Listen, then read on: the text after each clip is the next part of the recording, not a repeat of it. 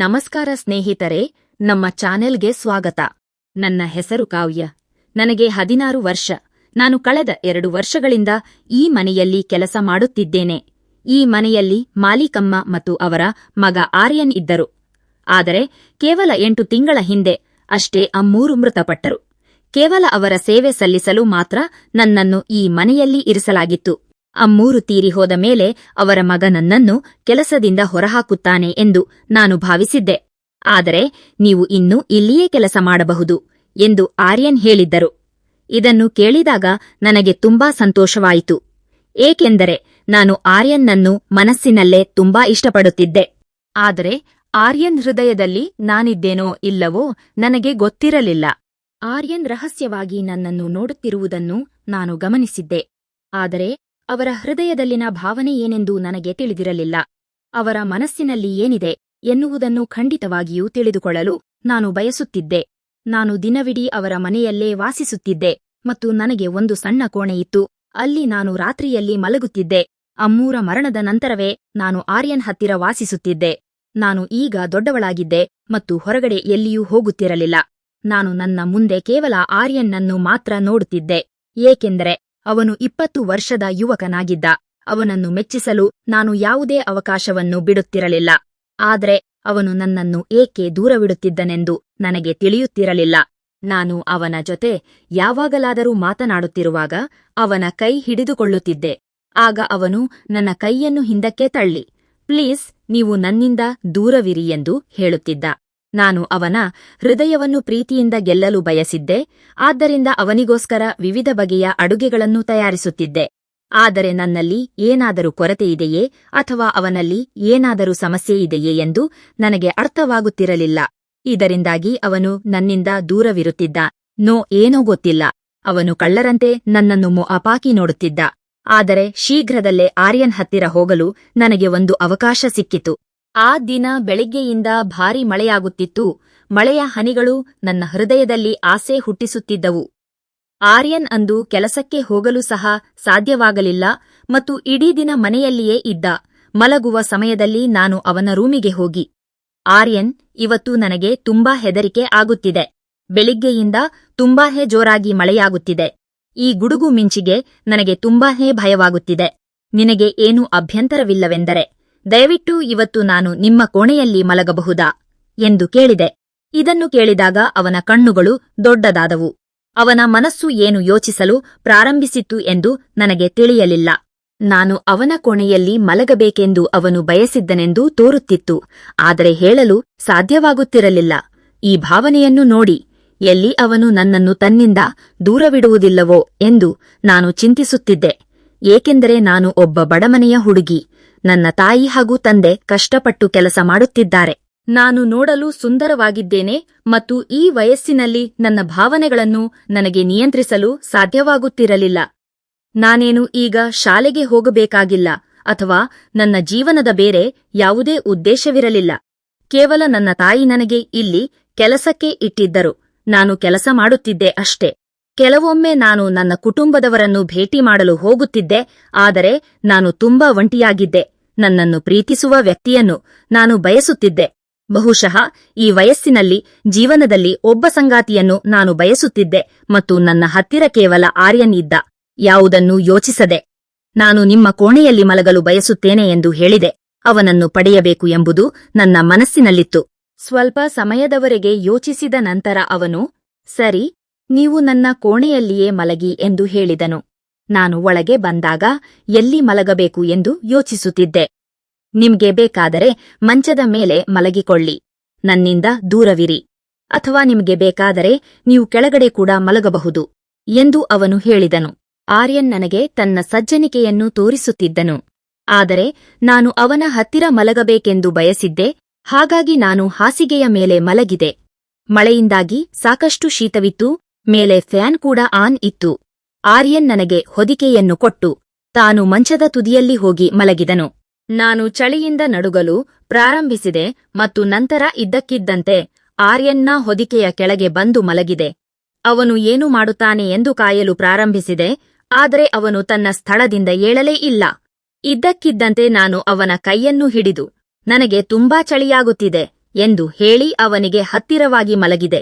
ಈ ಸ್ಥಿತಿಯಲ್ಲಿ ನನ್ನನ್ನು ನೋಡಿದಾಗ ಅವನ ಕಣ್ಣುಗಳು ಅಚ್ಚರಿಯಿಂದ ದೊಡ್ಡದಾಗಿದ್ದವು.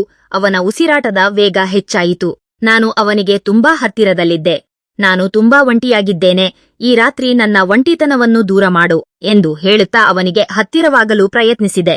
ಅವನು ಸಹ ಪ್ರಭಾವಿತನಾಗುತ್ತಿದ್ದಂತೆ ಕಂಡರೂ ಅವನ ಮುಖದಲ್ಲಿ ಭಯವಿತ್ತು. ನಾನು ಅವನ ಶರ್ಟ್ ಗುಂಡಿಗಳನ್ನು ತೆಗೆಯಲು ಪ್ರಯತ್ನಿಸಿದಾಗ ಅವನು ನನ್ನನ್ನು ನಿಲ್ಲಿಸುತ್ತಾ, ಕಾವ್ಯ, ಹೀಗೆಲ್ಲ ಮಾಡಬೇಡ ಎಂದು ಹೇಳುತ್ತಿದ್ದ. ಆದರೆ ನಾನು ಅವನನ್ನು ಪ್ರೀತಿಯ ಕಣ್ಣುಗಳಿಂದ ನೋಡುತ್ತಾ ನಿಧಾನವಾಗಿ ಶರ್ಟಿನ ಗುಂಡಿಯನ್ನು ತೆಗೆದಿದ್ದೆ. ಆದರೆ ಆ ಕ್ಷಣದಲ್ಲಿ ಅವನ ದೇಹವನ್ನು ನೋಡಿದ ತಕ್ಷಣ ನನ್ನ ಕಿರುಚಾಟ ಹೊರಬಂದಿತ್ತು. ನಾನು ಸಂಪೂರ್ಣವಾಗಿ ನಡುಗುತ್ತಿದ್ದೆ. ಅಂತಹ ಒಂದು ದೃಶ್ಯವನ್ನು ನೋಡುತ್ತೇನೆ ಎಂದು ನಾನು ಕನಸಿನಲ್ಲಿಯೂ ಅಂದುಕೊಂಡಿರಲಿಲ್ಲ. ನನ್ನ ಮುಖವು ಸಂಪೂರ್ಣವಾಗಿ ಬಾಡಿಹೋಗಿತ್ತು ಮತ್ತು ಒಂದು ಕ್ಷಣವೂ ಅಲ್ಲಿ ಇರಲು ನಾನು ಬಯಸಲಿಲ್ಲ. ನನ್ನ ಹೃದಯವು ವೇಗವಾಗಿ ಬಡಿಯಲು ಪ್ರಾರಂಭಿಸಿತ್ತು. ನಾನು ತಕ್ಷಣ ಅವನ ಕೋಣೆಯಿಂದ ಹೊರಗೆ ಓಡಿಹೋದೆ. ಮುಖ್ಯ ಗೇಟ್ ತೆರೆದು ಮಳೆಯಲ್ಲಿ ನೆನೆಯುತ್ತಾ ಓಡತೊಡಗಿದೆ.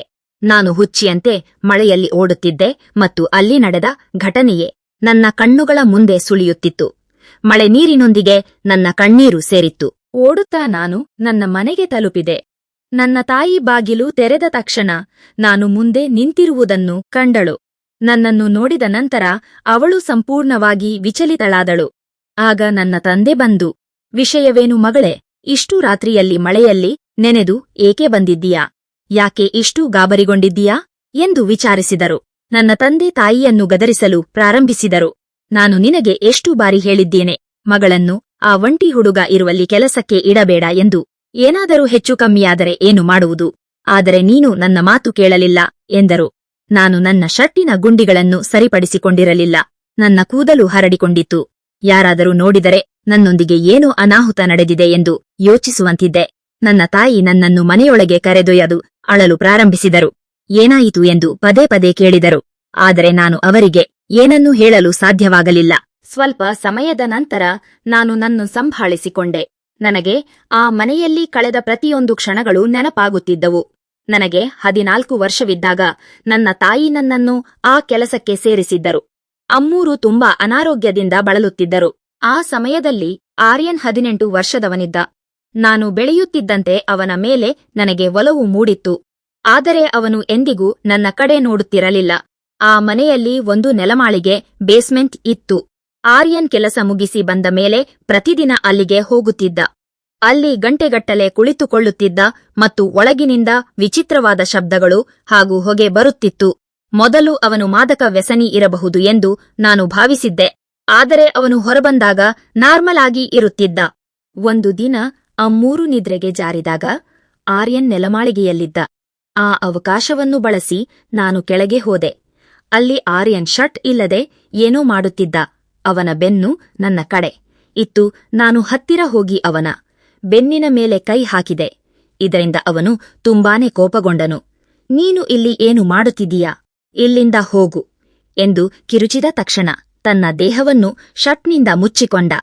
ಅವನ ಕಣ್ಣುಗಳಲ್ಲಿ ಪ್ರೀತಿ ಇದ್ದರೂ ಸಿಟ್ಟಿನಿಂದ ನನ್ನನ್ನು ಏಕೆ ಮುಟ್ಟಿದೆ ಎಂದು ಕೇಳಿದ. ನಾನು ಅವನ ಹತ್ತಿರ ಹೋಗಿ ಪ್ರೀತಿ ವ್ಯಕ್ತಪಡಿಸಿದಾಗ ಅವನು ಹೆದರಿದಂತೆ ಕಣ್ಣನ್ನು ಹೊರಗೆ ತಳ್ಳಿ, ಇನ್ನೊಮ್ಮೆ ಇಲ್ಲಿಗೆ ಬರಬೇಡ ಎಂದು ಬಾಗಿಲು ಮುಚ್ಚಿಕೊಂಡಿದ್ದ. ಆ ದಿನದಿಂದ ಆರ್ಯನ್ ನನ್ನನ್ನು ದೂರದಿಂದಲೇ ನೋಡುತ್ತಿದ್ದ. ಬಹುಶಃ ನನ್ನ ಬಡತನದ ಕಾರಣಕ್ಕೆ ಅವನು ದೂರವಿದ್ದಾನೇನೋ ಎಂದು ನಾನು ಭಾವಿಸಿದ್ದೆ. ಈಗ ಮನೆಯಲ್ಲಿ ಗಾಬರಿಗೊಂಡಿದ್ದ ತಂದೆ ತಾಯಿಗೆ ಏನು ಹೇಳಬೇಕೆಂದು ತಿಳಿಯದೆ ಸುಳ್ಳು ಹೇಳಿದೆ.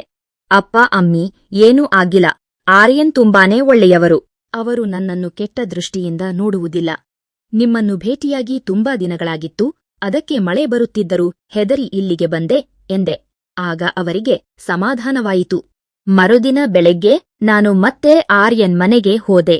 ಆರ್ಯನ್ ನನಗಾಗಿ ಕಾಯುತ್ತಿದ್ದಂತೆ ಇತ್ತು. ಅವನ ಕಣ್ಣುಗಳು ಊದಿಕೊಂಡಿದ್ದವು. ಬಹುಶಃ ಇಡೀ ರಾತ್ರಿ ಅವನು ಮಲಗಿರಲಿಲ್ಲ. ನಾನು ಮಾಮೂಲಿಯಂತೆ ಕೆಲಸ ಶುರು ಮಾಡಿದೆ. ಸಂಜೆ ನಾನು ಕೋಣೆಗೆ ಹೋಗುವಾಗ ಅವನು ನನ್ನ ಕೈ ಹಿಡಿದು, ನಿಲ್ಲು ಕಾವ್ಯ, ನಾನು ನಿನ್ನ ಜೊತೆ ಮಾತನಾಡಬೇಕು ಎಂದು ಹೇಳಿದ. ಅವನು ತನ್ನ ಗತಕಾಲವನ್ನು ಬಿಚ್ಚಿಟ್ಟ. ನನಗೆ 16 ವರ್ಷವಿದ್ದಾಗ ಕೆಟ್ಟ ಸ್ನೇಹಿತರ ಸಹವಾಸದಿಂದ ದಾರಿ ತಪ್ಪಿದ್ದೆ. ನನ್ನ ತಂದೆ ಚಿಕ್ಕವನಿರುವಾಗಲೇ ತೀರಿಹೋಗಿದ್ದರು. ಅಮ್ಮ ಅನಾರೋಗ್ಯದಲ್ಲಿದ್ದರು. ಹೇಳುವವರು ಕೇಳುವವರು ಇಲ್ಲದೆ ನಾನು ತಪ್ಪು ಹಾದಿ ಹಿಡಿದೆ. ಶಾಲೆಯಲ್ಲಿ ಪ್ರಿಯಾ ಎಂಬ ಸುಂದರ ಹುಡುಗಿ ಇದ್ದಳು. ಅವಳು ಓದಿನಲ್ಲಿ ಟಾಪರ್ ಆಗಿದ್ದಳು. ಒಂದು ದಿನ ನಾನು ಮತ್ತು ನನ್ನ ಸ್ನೇಹಿತರು ಸೇರಿ ಅವಳಿಗೆ ಅನ್ಯಾಯ ಮಾಡಿದೆವು. ಅವಳು ಅಳುತ್ತಾ ನನಗೆ ಶಾಪ ಕೊಟ್ಟಳು, ನಿನಗೆ ಎಂದು ಒಳ್ಳೆಯದಾಗುವುದಿಲ್ಲ, ನೀನು ಅನುಭವಿಸುತ್ತೀಯಾ ಎಂದು. ಅದಾದ ಕೆಲವೇ ದಿನಗಳಲ್ಲಿ ನನ್ನ ದೇಹದ ಮೇಲೆ ಎದೆಯ ಭಾಗದಲ್ಲಿ ವಿಚಿತ್ರವಾದ ಊತ ಮತ್ತು ಚರ್ಮದ ಸಮಸ್ಯೆ ಕಾಣಿಸಿಕೊಂಡಿತು. ಡಾಕ್ಟರ್ಗಳಿಂದಲೂ ಅದು ಗುಣವಾಗಲಿಲ್ಲ. ನಂತರ ಒಬ್ಬ ತಾಂತ್ರಿಕರು ಇದು ಒಬ್ಬ ಹುಡುಗಿಯ ಶಾಪದ ಫಲ ಎಂದು ಹೇಳಿದರು. ನೆಲಮಾಳಿಗೆಯಲ್ಲಿ ನಾನು ಅದಕ್ಕೆ ಪರಿಹಾರದ ವಿಧಿವಿಧಾನಗಳನ್ನು ಮಾಡುತ್ತಿದ್ದೆ.